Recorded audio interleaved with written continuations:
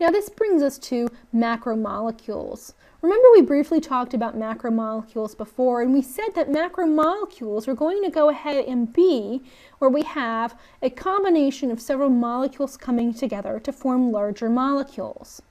Now, organisms are primarily made of 4 different kinds of macromolecules. These macromolecules, therefore, are the basic building blocks of life. Number 1, we have proteins. Number 2, nucleic acids. Number 3, carbohydrates. And number 4, lipids. Let's first consider proteins. Proteins are going to be composed of small molecules called amino acids. And these amino acids are going to have a carbon molecule attached to what is called an amino group, next to a carboxyl group, and also to some sort of functional group, often regarded as R. And this functional group is going to determine the identity of a given amino acid. The functional group can be a variety of different things. That's why it's given this name R. R to stand for the fact that it could simply be a variety of different things. And hence also, because it could be different things, that's why it gives a given amino acid its actual identity.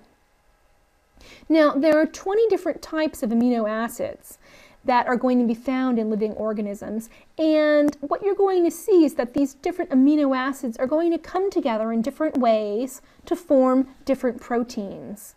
And ultimately, you need to remember the phrase that protein structure also determines protein function.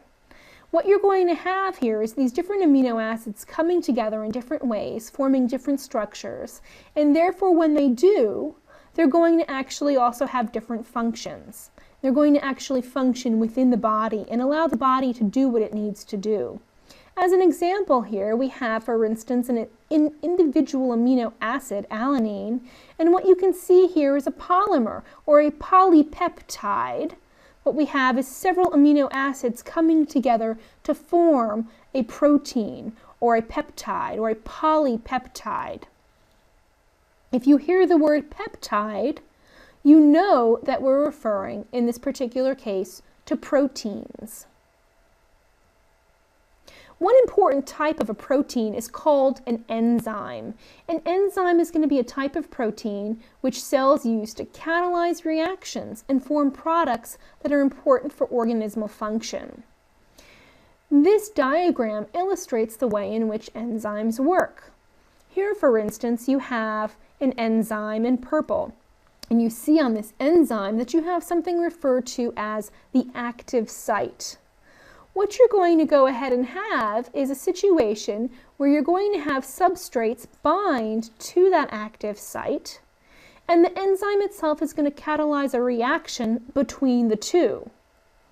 And when it catalyzes this reaction, it's going to ultimately end up forming something new. It's going to form what is called a product.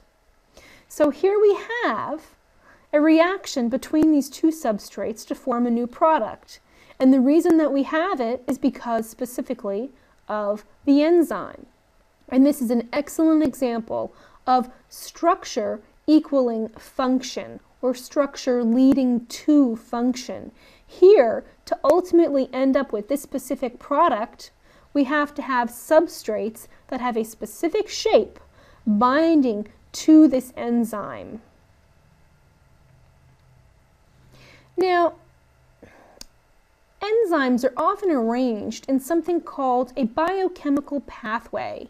This is where you have a series of reactions where the product of one reaction is actually now the substrate for the next reaction until a final product is made. It's basically almost like a chain reaction. Here we have in this diagram 4 different enzymes. 1, 2, 3, 4. Notice that each one of these enzymes is going to have different shaped active sites. That means that different substrates are going to be able to bind to these different enzymes.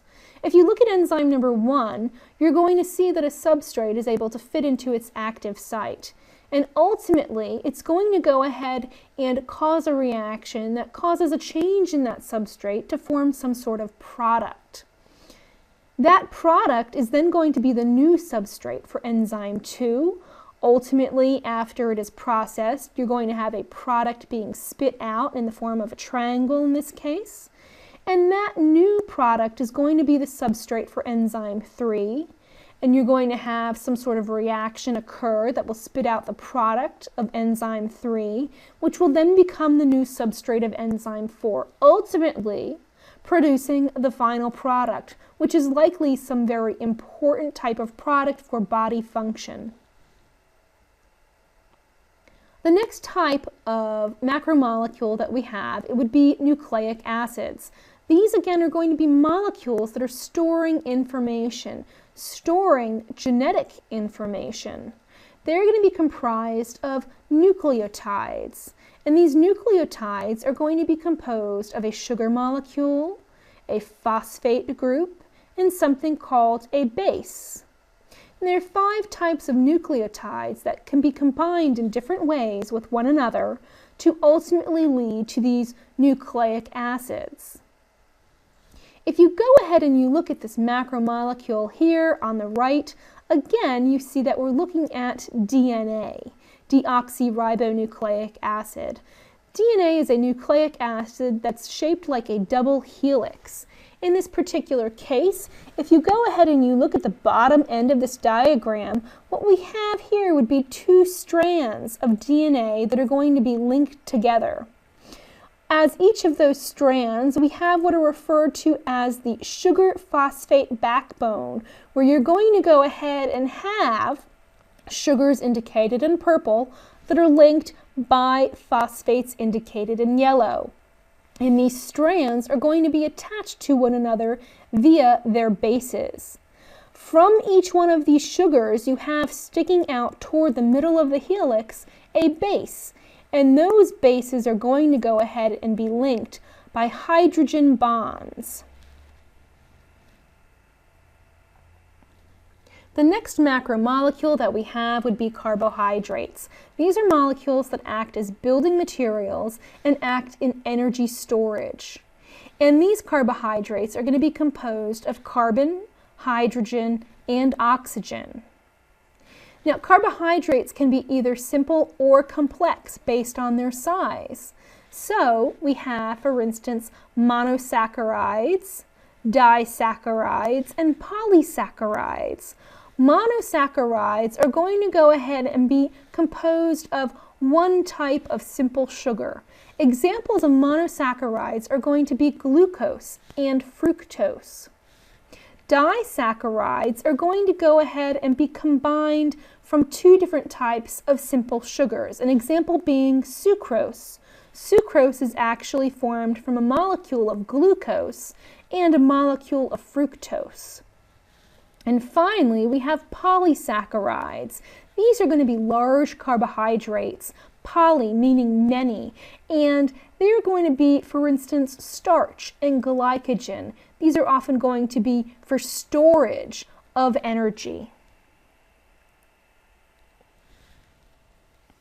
Next, we have lipids. Lipids are molecules that are used in long-term energy storage, also found in membranes of cells, and also hormones. Examples of lipids that you might be more familiar with include fats, oils, and steroids, such as cholesterol. Fats, also referred to as triglycerides, are composed specifically of what are called glycerol and fatty acids. Let's take a look at this fat molecule on the right-hand side of the screen. What you see here is a glycerol backbone composed of carbon, hydrogen, and oxygen. And then you see several what are called fatty acids that are going to go ahead and come off of that glycerol backbone, also composed of the same 3 elements.